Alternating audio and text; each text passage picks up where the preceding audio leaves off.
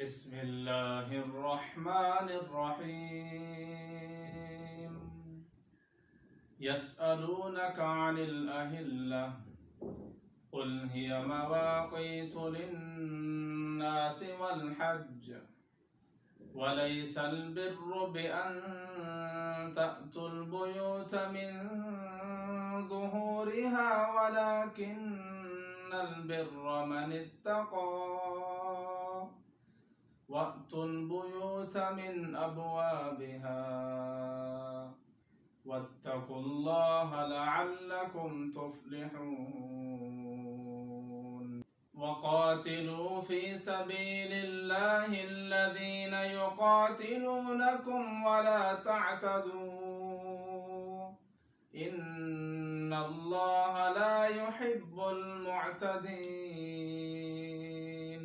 واقتلوهم حيث ثقفتموهم وأخرجوهم من حيث أخرجوكم والفتنة أشد من القتل ولا تقاتلوهم عند المسجد الحرام حتى يقاتلوكم فيه فإن قاتلوكم فاقتلوهم كذلك جزاء الكافرين.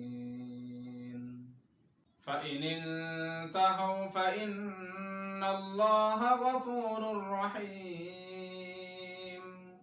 وقاتلوهم حتى لا تكون فتنة ويكون الدين لله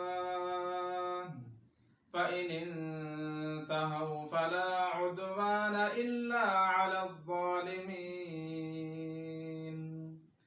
الشهر الحرام بالشهر الحرام والحرمات قصاص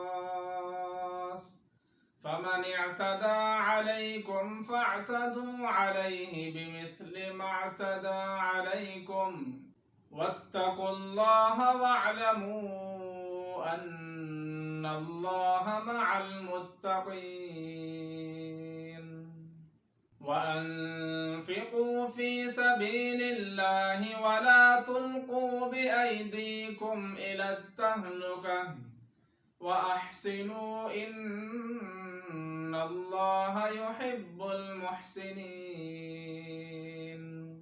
وأتموا الحج والعمرة لله فإن أحسرتم فما استيسر من الهدي ولا تحلقوا رؤوسكم حتى يبلغ الهدي محله فمن كان منكم مريضا أو به أذى من رأسه ففدية من صيام أو صدقة أو نسك فإذا أمنتم فمن تمتع بالعمرة إلى الحج فما استيسر من الهدي فمن لم يجد فصيام 3 أيام في الحج و7 إذا رجعتم تلك 10 كاملة ذلك لمن لم يكن أهله حاضر المسجد الحرام